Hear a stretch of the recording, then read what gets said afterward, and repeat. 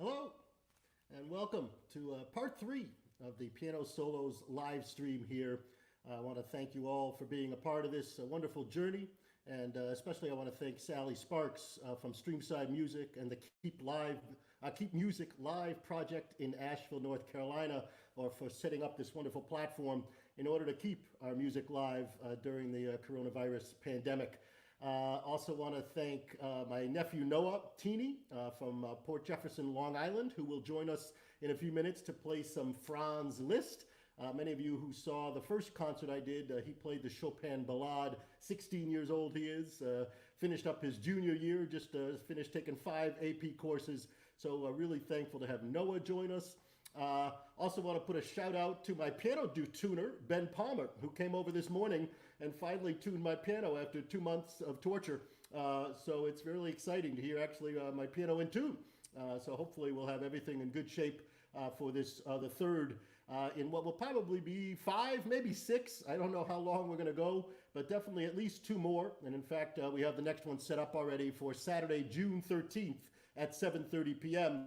When we will start with the Russian composers, Rachmaninoff, maybe Tchaikovsky if I don't get to him today, and also some of the great French composers, Debussy, Fauré, and Satie, as we get towards the end of the 19th century. But today, and I, of course, want to thank all of you for being a part of it, and a special thank you to all those who have already donated money to Amici Music. I really appreciate that. During the rest of this concert, you'll see the link to amicimusic.org, where you can donate money to our organization, and proceeds, a portion of the proceeds will also go to the Maryland Food Bank for doing the wonderful work they do during this crisis, helping feed those in need here in Maryland. And Noah is also doing, when he plays, he is giving money to the Adirondack Wildlife Refuge, and that will show up while he's playing a wonderful organization that his aunt helps run up in the Adirondacks. So great to have you all with me. We finished last week with some music of Robert and Clara Schumann. We also did the Fanny and Felix Mendelssohn, a couple wonderful women composers, and of course the great Frederick Chopin, all of whom were sort of the leaders of early Romanticism. And again, when we think about Romanticism, it's all about the moods and the emotions and the soul. And Lord Byron, the poet, said it best. He said, "The great object in life is sensation, to feel that we exist even though in pain." So the worst thing you could do is go through life without any feeling.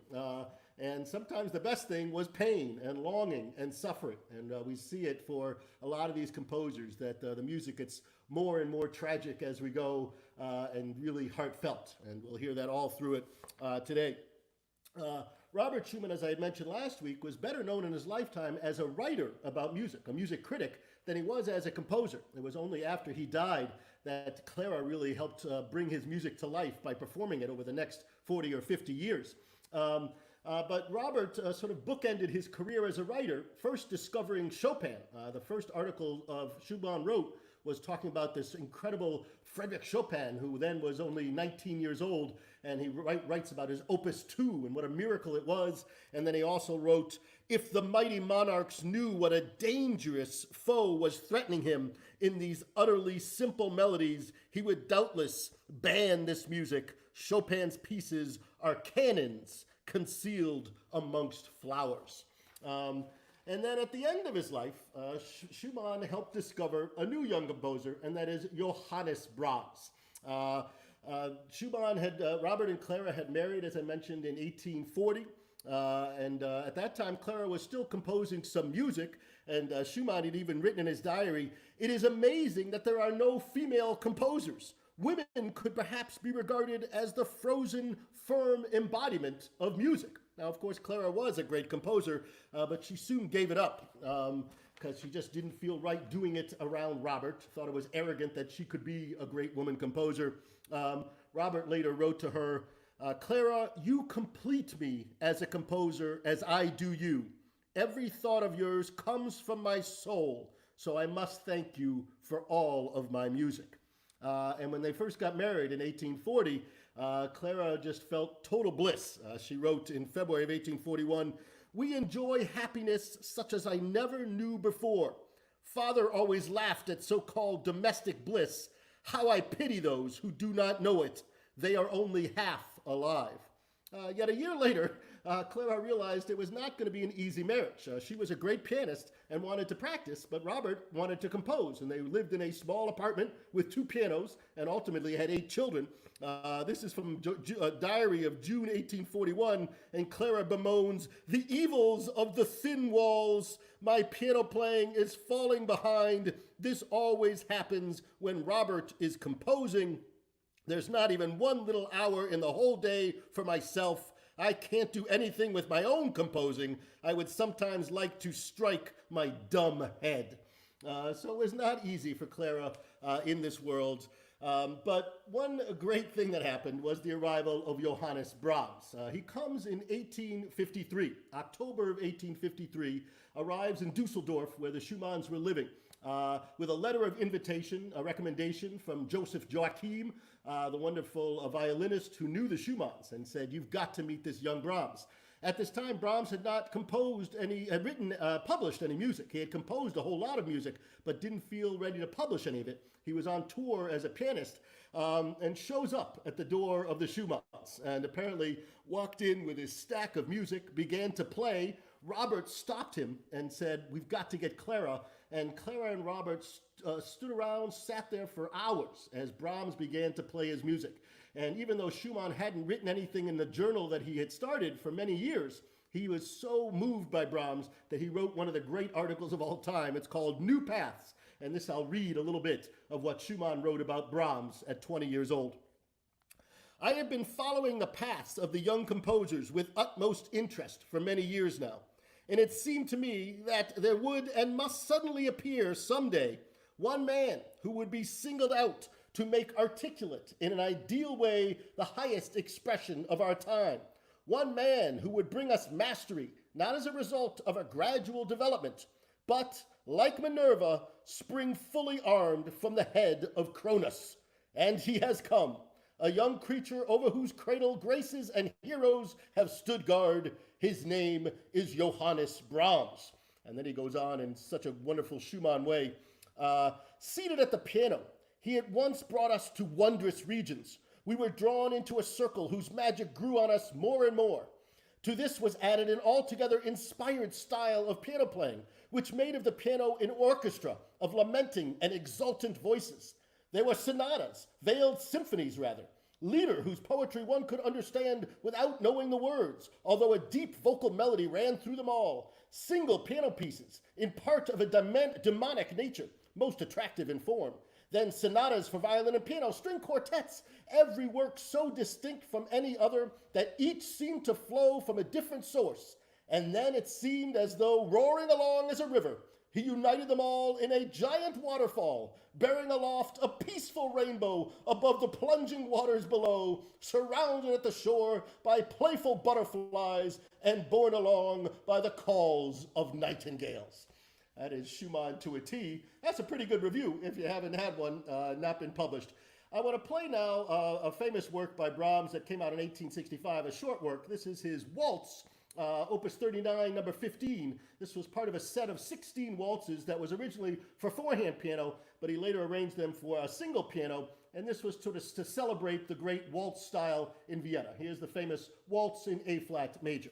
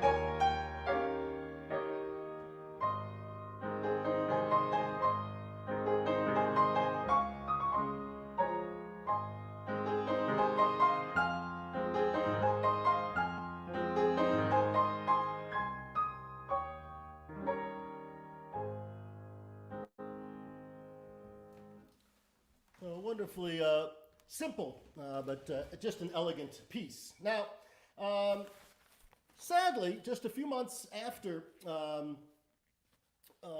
Brahms enters the home, Robert Schumann tries to kill himself. He was bipolar or schizophrenic. He had been hearing an A ringing in his ears for months and was just going crazy with it.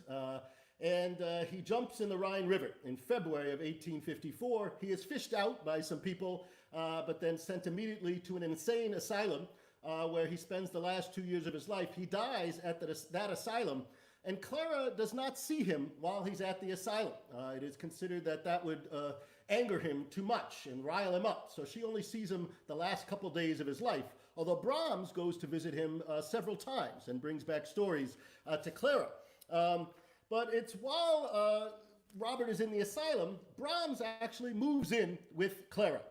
And there are these eight children, including this new one, who would be born in June of 1854.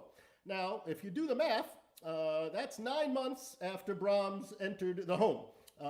And of course, Schumann kills himself about 4 months after Brahms enters the home, perhaps when Clara was showing her pregnancy. I'm not saying anything, but if you actually look at a picture of the youngest Schumann, Felix was his name, named after Felix Mendelssohn, and look at a picture of him at the age of 20, and then look at Brahms when he first is at the age of 20, there's a remarkable similarity. And there have been speculations about this for a while, and it's even possible that Robert said, go ahead and sleep with Clara because I'm useless as a person now, maybe knowing he wasn't going to live much longer and wanting to sort of further give it to the next great composer. Who knows? We don't really know. But what we do know is that over the next couple of years, while Robert's in the asylum, Brahms grows more and more in love with Clara. She is about 13 years older than he is. And the letters first start off with these kind of nice words. First, he addresses them to honored lady, then cherished friend, and finally most adored being. In January of 1855, Brahms writes, "What have you done to me? Cannot you remove the spell that you have cast over me?" And then in June of 1855, he writes, "My dearly beloved Clara, I can no longer exist without you. Please go on loving me as I shall go on loving you always and forever." And then he followed that up. He said, "I wish I could write to you as tenderly as I love you and tell you all the good things that I wish for you. You are so infinitely dear to me, dearer than I can say. I should like to spend the whole day calling you endearing names and paying you compliments without ever being satisfied. With heartiest wishes for your welfare and begging you to kiss me, your Johannes." Now, most of the letters were later burned, so these are just a few that were left, but they decided to sort of burn these. At some point then, when Robert dies, they decide not to have a relationship, although they went off to think about it, I think. And then ultimately, Brahms does not get married, but I think he spends his whole life sort of pining for Clara in this sort of deep way. Clara never remarries, and much of the music that Brahms writes, he writes with Clara in mind. I want to jump now to a wonderful work, a more passionate work that he wrote in 1879. This is the Rhapsody in G minor, and I really think it sort of shows the turmoil of his soul inside. Here's this wonderful Rhapsody by Brahms.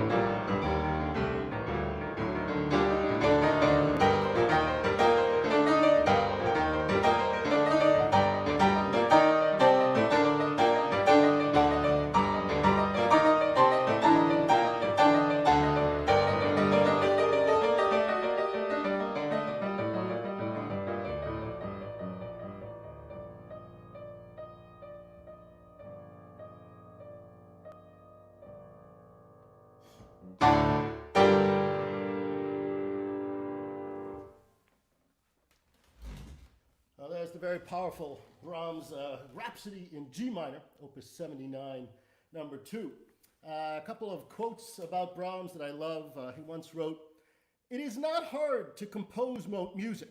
What is fabulously hard is to leave the superfluous notes under the table."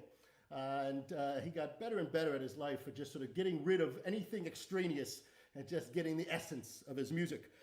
He was also known as kind of a boorish, rude kind of guy who could be pretty mean to people. He once was at a party and he said, "If there is anyone here who I have not insulted, I beg your pardon." I wanted to finish by reading a poem written by Pulitzer Prize-winning poet Liesel Müller, who would have been so annoyed at me talking about the relationship of Brahms and Clara, because she actually wrote in her beautiful collection, Alive Together, a poem called Romantics, Johannes Brahms and Clara Schumann. And here's how it goes. The modern biographers worry how far it went, their tender friendship. They wonder just what it means when he writes he thinks of her constantly, his guardian angel, his beloved friend.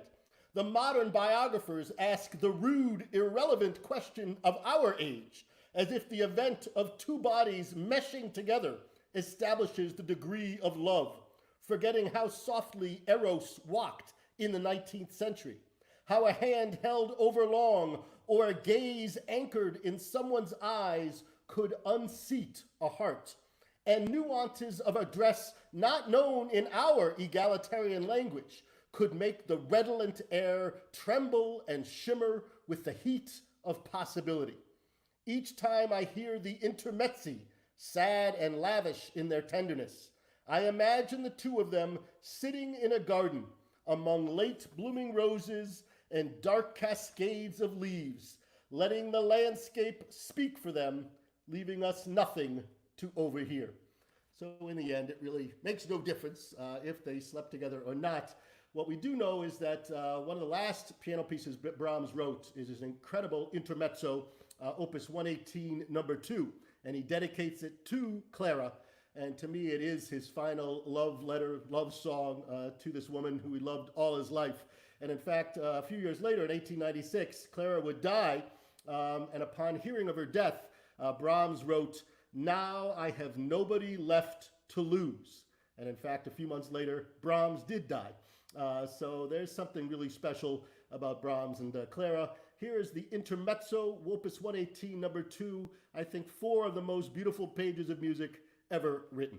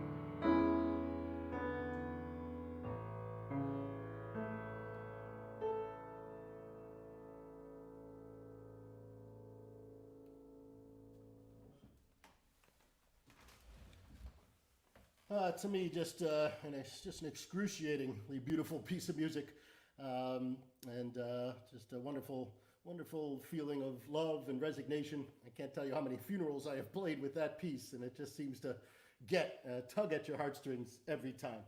All right, now we're going to move away now from Brahms and move to our next composer, and that is the wonderful pianist Franz Liszt, who really was probably the greatest showman pianist of the 19th century. And even though Chopin was perhaps the most poetic of the pianists, I talked last week about how Chopin really couldn't play public concerts. He was so frail and sickly, would often faint in the middle of his concerts, that his music was sort of reserved for house concerts, salons. But Liszt was the man who sort of brought the piano to the concert stage. Really, there weren't that many solo piano concerts before Liszt. He was the one who started these as a kind of a regular occurrence. And in fact, it's because of Liszt that we sit the way we do with our profile to the audience. Before that, pianists would either sit with their back to the audience so that people could see the keys going down, or more often, they actually would face the audience so people could see their face, but then you couldn't see the keys. Liszt decided, hey, how about I have such a beautiful face and such a beautiful profile. He thought his nose was fantastic. So he started to play in profile so you could see at least half his face and part of the keyboard. And that's how we do everything now today. Liszt was very good friends with Chopin, although they often fought. Liszt, again, was a very different kind of person than Chopin. In fact, one of their big fights was because Liszt supposedly had romantic relationships with Camille Pleyel on Chopin's piano, which was not a good thing. Chopin was disgusted by that. But they were sort of frenemies, I guess is the word of the day. But Liszt really thought Chopin was something special and tried to get people to hear him. Liszt also helped out Robert Schumann. He was one of the few people to play Robert Schumann's music, although he would often add this ornamental extravaganza to what Schumann wrote because he thought it was not powerful enough. So he would add octaves and do things, and this would drive Robert and Clara crazy. They kept saying, why don't you just play what's on the page? And Liszt thought he was just making things better. But as Clara once said, Liszt gives me the impression of being a giant spoiled child. And I think he was in many ways. He had been born in 1811, born in Hungary, current-day Hungary. His father, Adam, was a musician as well, and in fact, in the service of the Esterházys, the same Esterházy family that Haydn had worked for. His father knew Beethoven as well. Then as Liszt becomes about 10 or 12 years old, a phenomenal young pianist prodigy, he goes to study with Carl Czerny, who had also studied with Beethoven. And then in 1832, when he's a young man about 21 years old, he sees Paganini play. Now, Paganini was this incredible force of a violinist, the first great virtuoso violinist. And Schumann and Chopin and Liszt all described the power they saw when they saw Paganini play. Some said that he had made a pact with the devil in order to play as well as he did, and he was a very gaunt, sickly-looking fellow. There's also a wonderful quote by Rossini, the opera composer. He said, "I have wept only 3 times in my entire life. When my first opera failed, when a turkey stuffed with truffles fell overboard," Rossini was a rather large man, "and when I first heard Paganini." So Liszt was not alone in his love for Paganini, but Liszt decided that he would become the Paganini of the piano and began to play these very difficult pieces, sometimes just for the sake of show, I think. But this sort of Lisztomania developed, a kind of hysteria around him. And women, when they would go to his concerts, would sometimes throw their handkerchiefs and undergarments at him, much like they did with Elvis Presley. He was the first matinee idol, really. And he actually gave a lot of his money that he made a lot of money to charity. And he really believed, like Beethoven did, that his music was a force that was going to bring the world to a better place. He said once, "Art must emerge from the temple and accomplish its far-reaching evolution outside. Music must seek out the people and God, improve, moralize, console man. Art shall say, 'Let there be light,' and unite mankind in brotherhood by means of rapturous wonders." And in this time of the pandemic and the rioting, maybe he's right, that music is the only thing that can maybe bring us together. So I want to play one piece of Liszt's. This is his Consolation number 3, which he wrote shortly after Chopin died in 1849. And in fact, the first few measures are an exact replication of a Chopin nocturne. but it's a very beautiful piece. Here's the Consolation number 3 by Franz Liszt.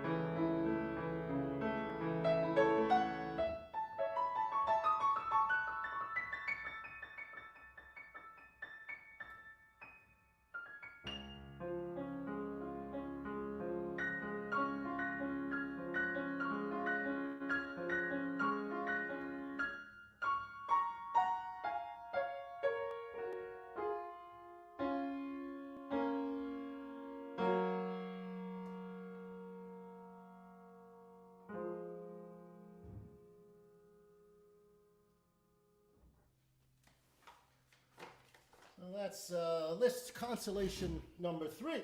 I'm going to turn things over in a minute to Noah to play another wonderful work by Liszt, and the Un Sospiro, a whisper, Liszt also had done some wonderful kind of cross fertilizations with paintings. He did a piece called Il Sposalizio after a painting by Raphael, Il Penseroso after the Thinker sculpture by Michelangelo. So began to think about connecting the arts in wonderful ways. And then ultimately, his daughter Cosima would marry first the conductor Hans von Bülow, then dumped him for Richard Wagner, who sort of tried to come up with the Gesamtkunstwerk, the idea of connecting all the arts together in this work that goes on way too long, for 24 hours, basically. But it's sort of a neat link between Liszt, and then Cosima becomes sort of the matriarch of the Wagner family in Bayreuth. But let me read for you a wonderful article about Liszt, the performer. In some really flowery language. This is by a writer named Moritz Safir, who had seen Liszt play a concert, and he says the following. After the concert, Liszt stands there like a conqueror on the field of battle, like a hero in the lists. Vanquished pianos lie about him, broken strings flutter as trophies and flags of truce. Frightened instruments flee in their terror into distant corners. The hearers look at each other in mute astonishment, as after a storm from a clear sky, as after thunder and lightning mingled with a shower of blossoms and buds and dazzling rainbows.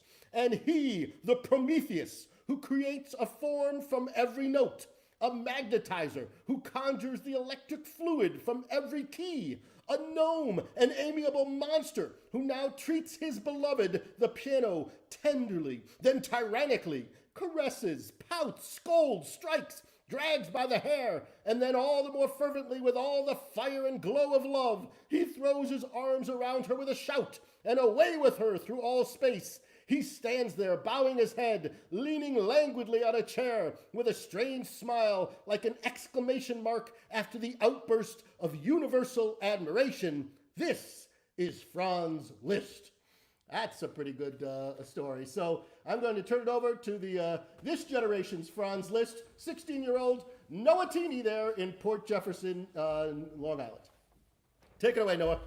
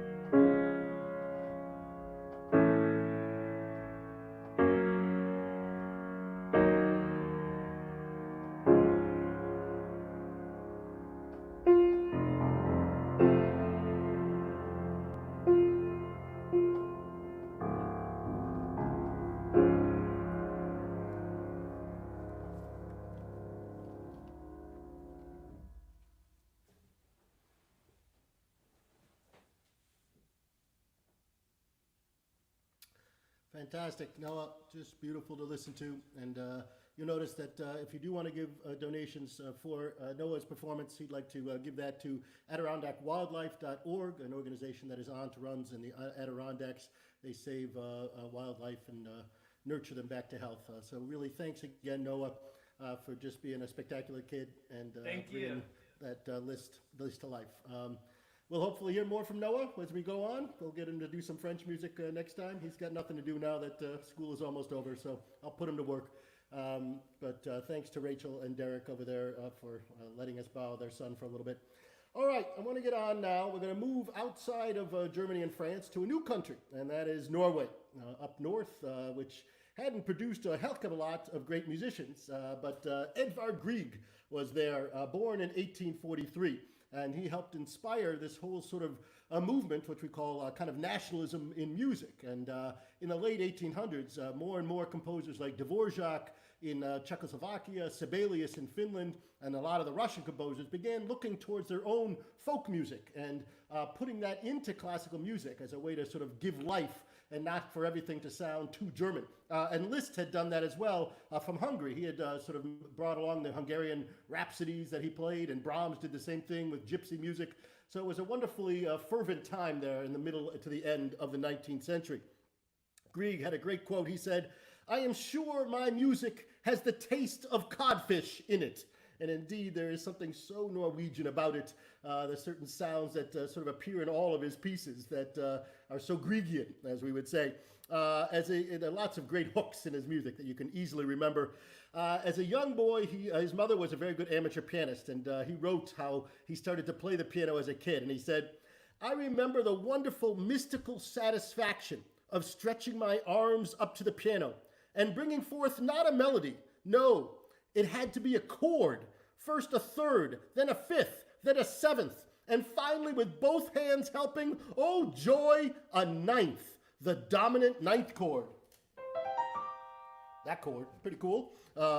When I had discovered this, my rapture knew no bounds. That was a success. Nothing since has been able to excite me so profoundly as this. And he got married and had a child, but he really loved the idea of these cool chords, cool color chords. He might have languished there for a little too long in Norway, but there was a famous violinist named Ole Bull who came from Norway, and his brother was married to Grieg's aunt. And while visiting his brother, he happened to hear young Grieg, when Grieg was 15 years old, playing some of the pieces that he had already written for the piano. And apparently Bull told his parents, you must get that boy to Leipzig so he can become an artist. And so off Grieg went to Leipzig to study at the Leipzig Conservatory that had been founded by Robert Schumann and Felix Mendelssohn, neither of whom were alive at the time. But he got some good training there.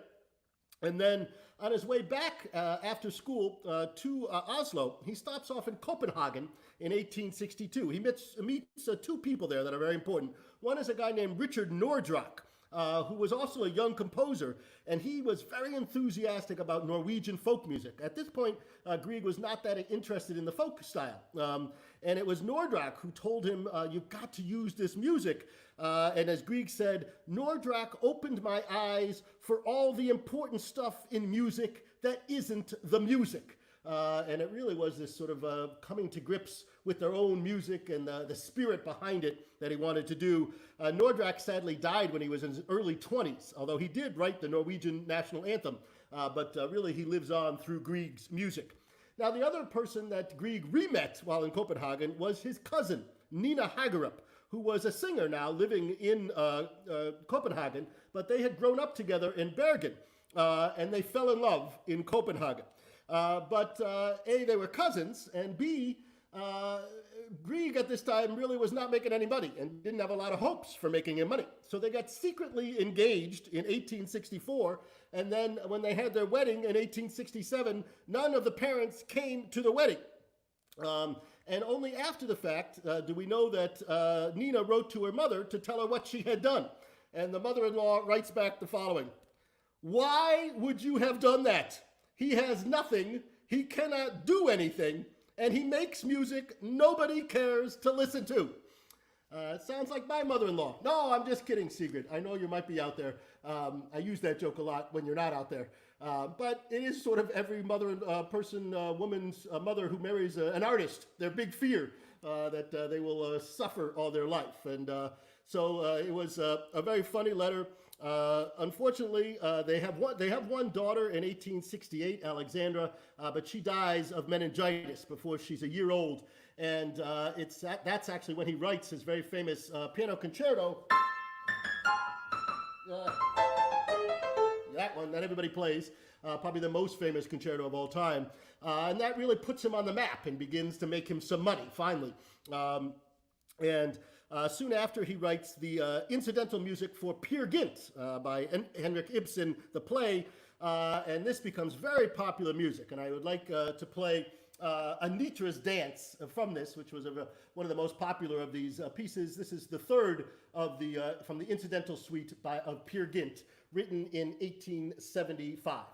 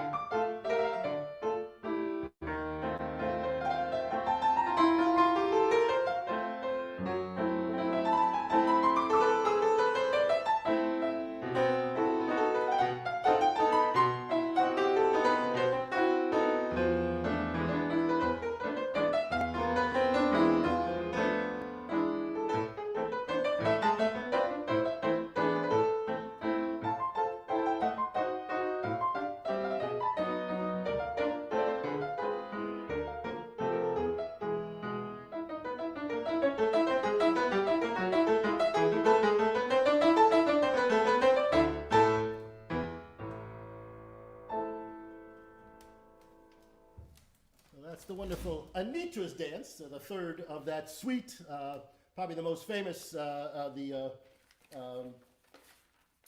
the Hall of the Mountain King, the fourth one of that. Bum, bum, bum, bum, bum, bum, bum, bum, bum, bum, bum, bum, bum. It's used in a million commercials.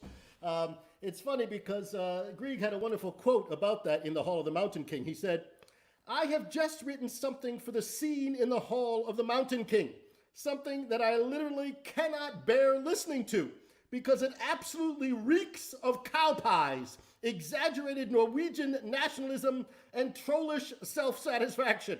But I have a hunch that the irony will be discernible." I'm not so sure about that. It's become one of his most popular pieces.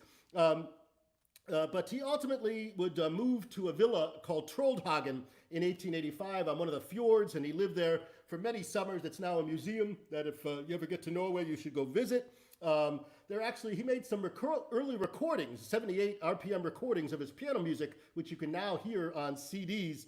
And he was sort of described as the Chopin of the North because he wrote a lot of these beautiful nocturne-like piano pieces. I'm going to play one of his nocturnes in a second, very gorgeous piece that he wrote towards the end of his life. There was a musical made about Grieg's life called Song of Norway, about especially those difficult early years with the mother-in-law writing these nasty letters. The musical came out in 1944. It's a pretty good musical, but then there was a movie made, a film in 1970, which I still haven't seen, but there's an incredible review by Pauline Kael of The New Yorker. It says the following: "This movie is of an unbelievable badness. It brings back cliches you didn't even know you knew. They are practically from the unconscious of moviegoers. This is the kind of film you take the kids to see and leave them there." So I should just see it for seeing how bad it is, but maybe some of you have seen it and didn't mind it so much. I'm sure it's pretty schmaltzy. But here is the wonderful Nocturne by Grieg. This was written in 1891. It's Opus 54, number 4 from his Lyric Pieces.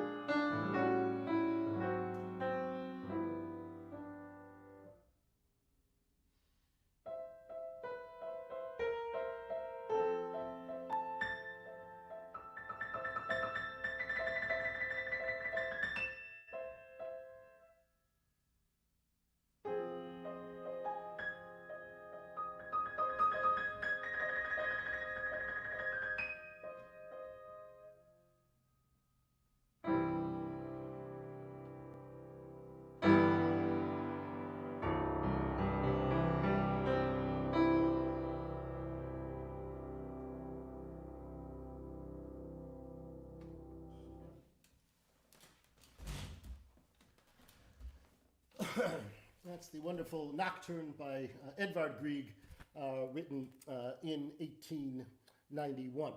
Now we're going to go back a little bit in time and move over to Russia for the last three composers today. I think we'll save Tchaikovsky for next week, but I wanted to just briefly play Mikhail Glinka, who is sort of considered the father of Russian classical music.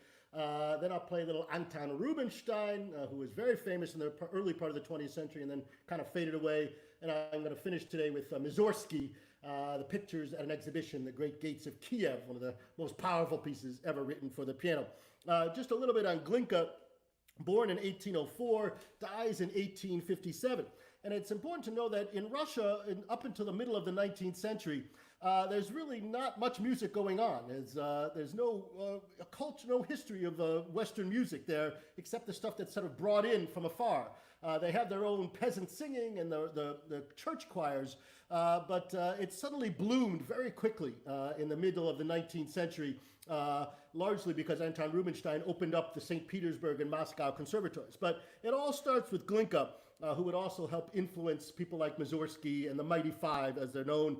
He was a very sickly child. His father was a wealthy retired army captain who had been very close to the Tsar at the time. He was sort of confined in his youth in this room where lots of church bells were going. So you start getting all these great church bells going off. And that becomes part of all Russian music. We'll hear it in Mussorgsky's Great Gates of Kiev, and Rachmaninoff, there's church bells in all of his pieces. Somehow we can hear those Russian Orthodox churches going. He's decided at an early age, when he was about 15, that he was going to become a composer. He said, "Music is my soul." So he went off to study in Italy for a while and then to Germany.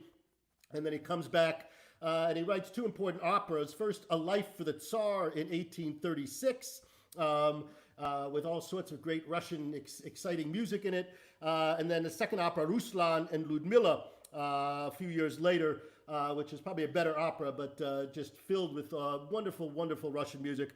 Lots of use of folk melodies in his music, as we'll hear in others. So I'm going to play two short pieces by Glinka. First is a waltz. It's kind of like a mazurka. It feels like a Chopin mazurka. And then a very fast and very short tarantella. Here's Mikhail Glinka.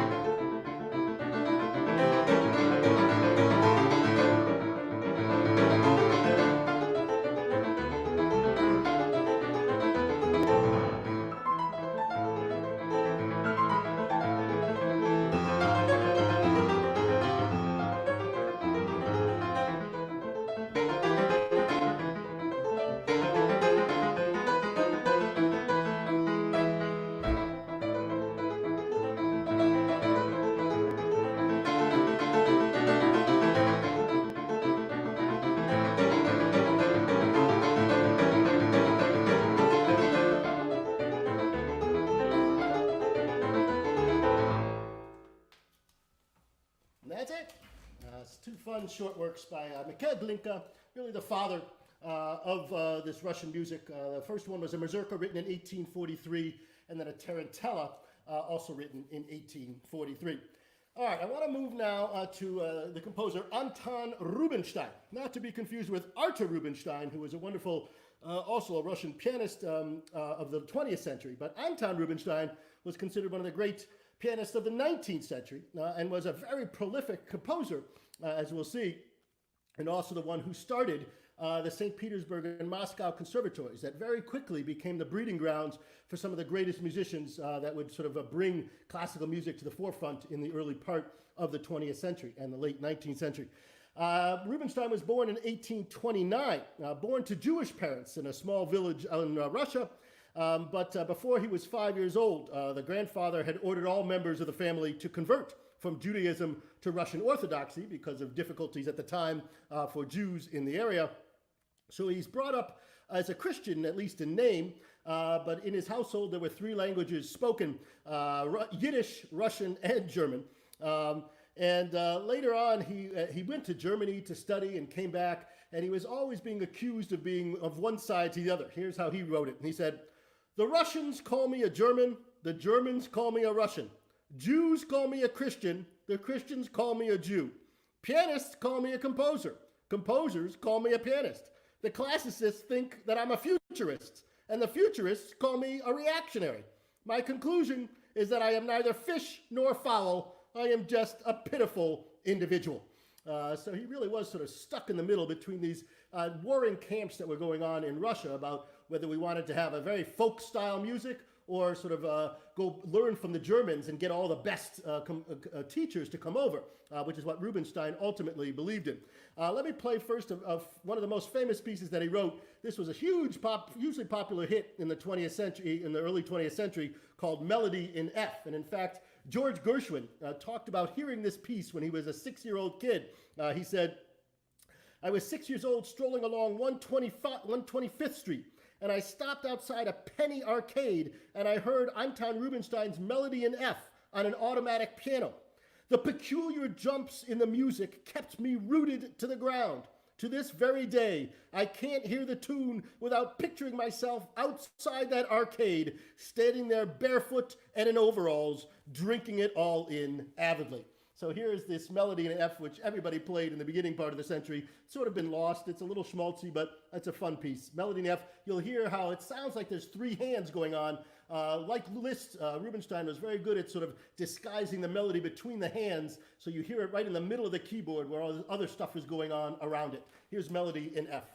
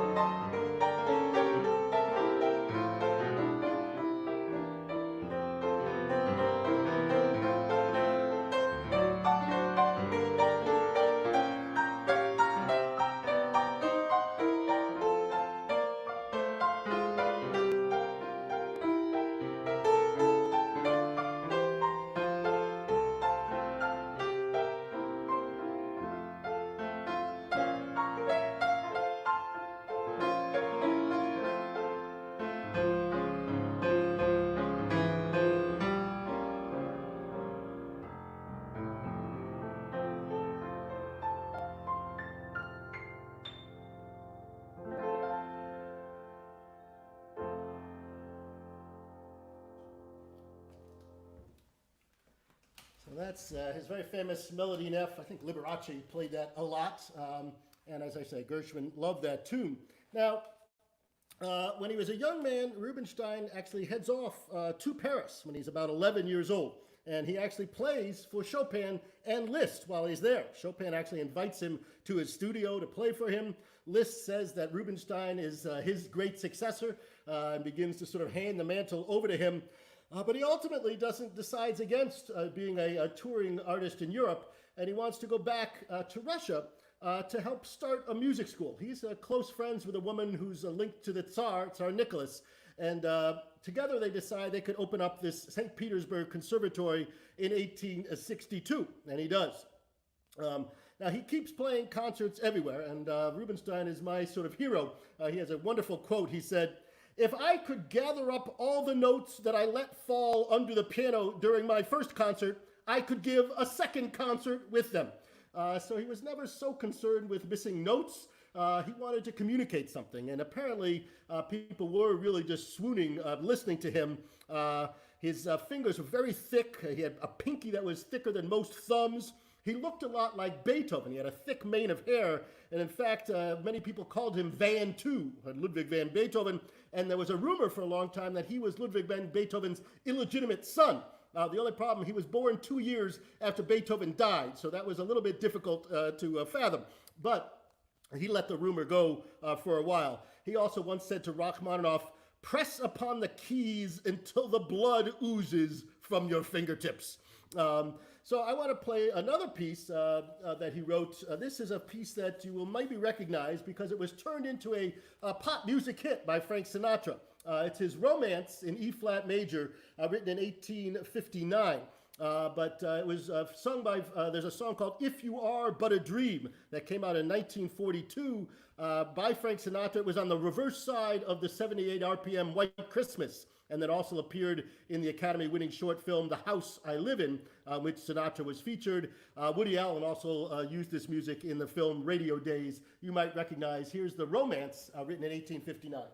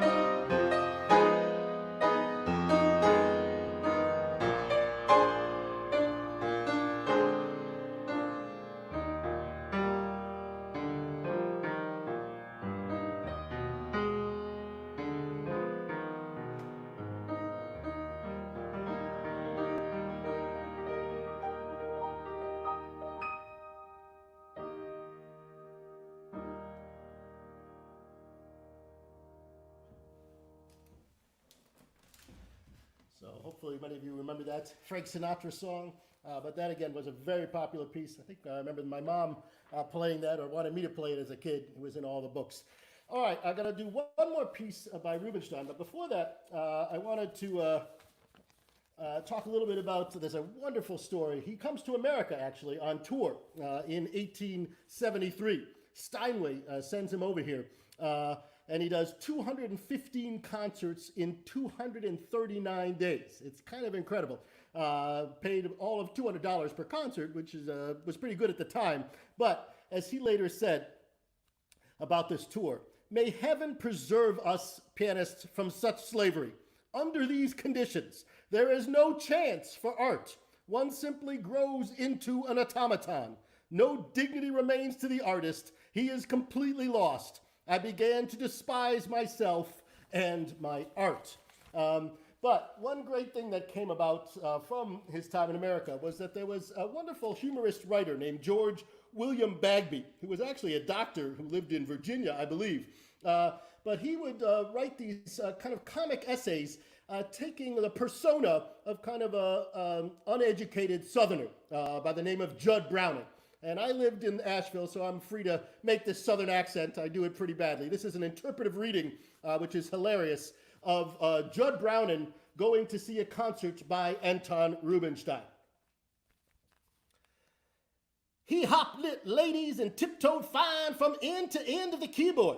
He played soft and low and solemn. I heard the church bells over the hills. The candles in heaven was lit one by one. I saw the stars rise up. The great organ of eternity began to play from the world's end to the world's end, and all the angels went to prayers. Then the music changed to water, full of feeling that couldn't be thought, began to drop, drip, drop, drip, drop, clear and sweet, like tears of joy falling into a lake of glory. It was sweeter than that. It was as sweet as a sweetheart, sweetened in sweetness with white sugar, mixed with powdered silver and diamonds. It was too sweet, I tell you. Ooh, the audience cheered. Reuben, he kind of bowed like he wanted to say, much obliged, but I'd rather you wouldn't interrupt me now. He stopped for a minute or two to fetch his breath. Then he got mad. He run his fingers through his hair. He shoved up his sleeves. He opened his coattails a little further. He drug up his stool. He leaned over, and sir, he just went for that old piano. He slapped her face. He boxed her jaws. He pulled her nose. He pinched her ears. He scratched her cheeks until she fairly yelled. He knocked her down and he stomped on her shameful. She bellowed like a bull. She bleated like a calf. She howled like a hound. She squealed like a pig. She shrieked like a rat. But he wouldn't let her up. He run stretching down all the way to the low grounds of the bass till he got clean into the bowels of the earth. And you heard thunder galloping after thunder through the hollows and caves of perdition. And then he fox-chased his right hand with his left till he got way out of the treble into the clouds where the notes was finer than the pints of cambric needles and you couldn't hear nothing but the shadows of them. But he wouldn't let that piano go. He fetched up his right wing. He fetched up his left wing. He fetched up his center. He fetched up his reserves. He fired by platoons, by regiments, by brigades. He opened his cannons, siege guns, Napoleons, 12-pounders, big guns, little guns, middle-sized guns, shrapnel, canister, mortars, mines, every living battery and bomb going at the same time. The house trembled, the lights danced, the walls shook, the floor come up, the ceiling come down, the sky split, the ground rocked, heavens and earth, sweet potatoes, Moses, bang, hallelujah. With that bang, he lifted himself bodily into the air, and he come down with his knees, his 10 fingers, his 10 toes, his elbows, and his nose, striking every single solitary key on that piano at the same time. Then the thing busted and went off into 1,757,542 hemi, demi, semi-quavers, and I know no more. Thank you. That's my interpretive reading of William Bagby's Judd Browning watching Rubinstein play. I'm going to play one of Rubinstein's most famous pieces. This is Kamennoy Ostrov, which is actually an island near St. Petersburg, from where you can see Finland. And this is where Rubinstein went to hang out with the Grand Duchess Elena Pavlova. And you could hear bells always in the distance, so you'll hear that here. This is a piece that he wrote in 1864.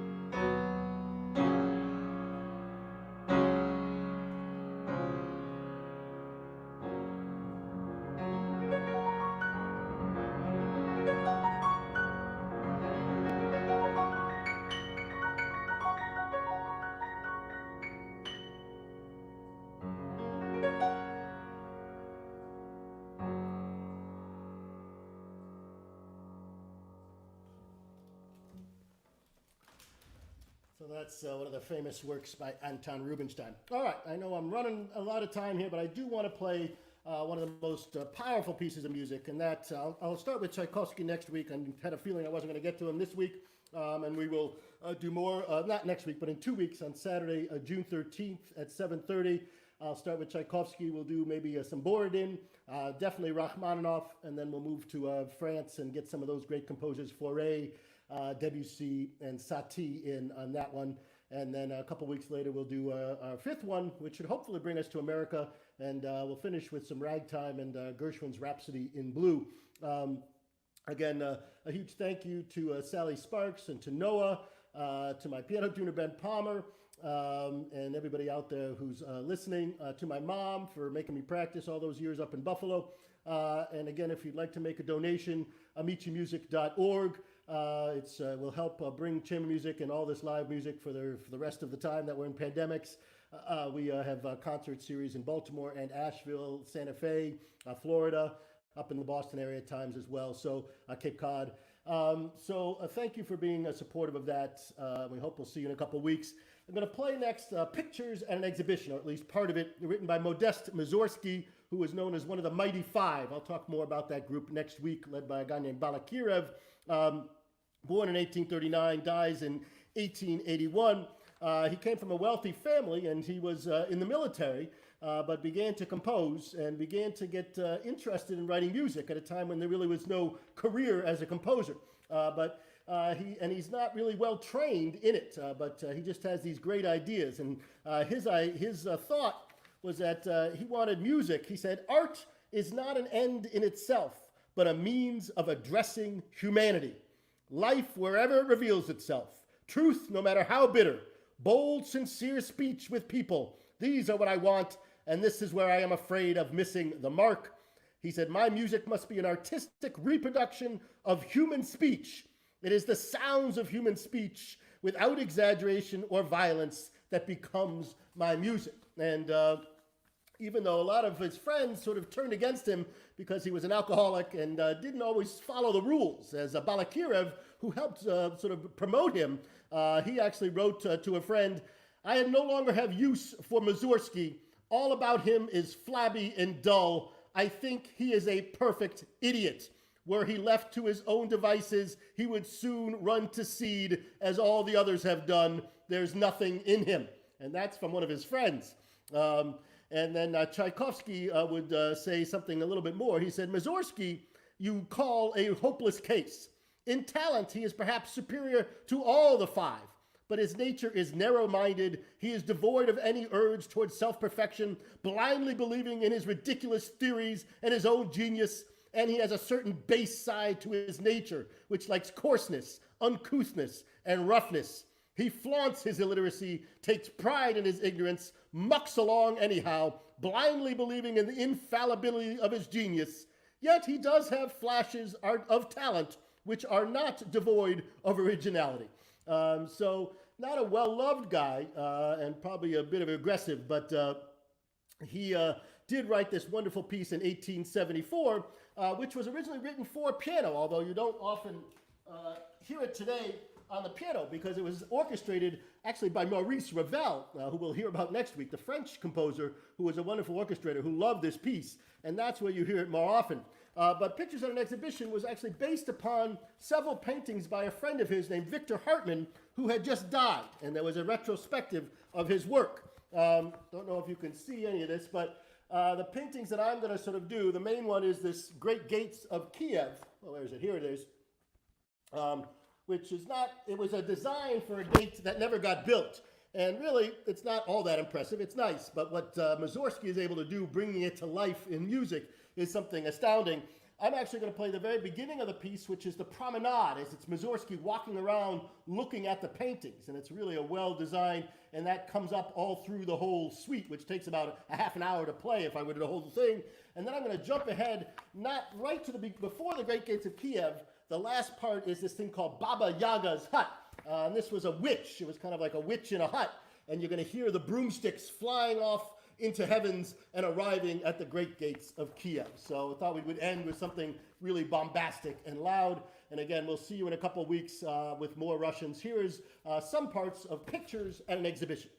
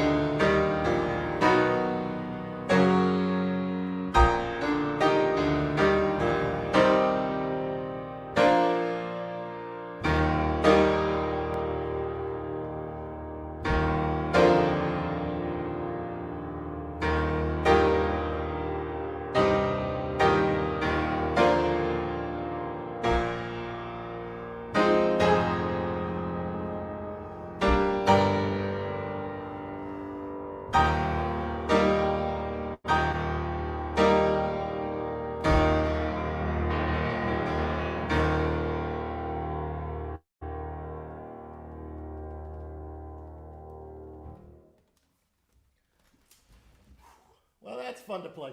Hope you enjoyed this long afternoon. Didn't mean it to go so long, but so much great music, so little time. Hope to see you in 2 weeks. Again, thank you, Sally. Thank you to Noah. Thank you for all of those who have donated money to this and to the Maryland Food Bank. Thanks, Mom, up in Buffalo. We'll see you in a couple weeks. Take care, everybody.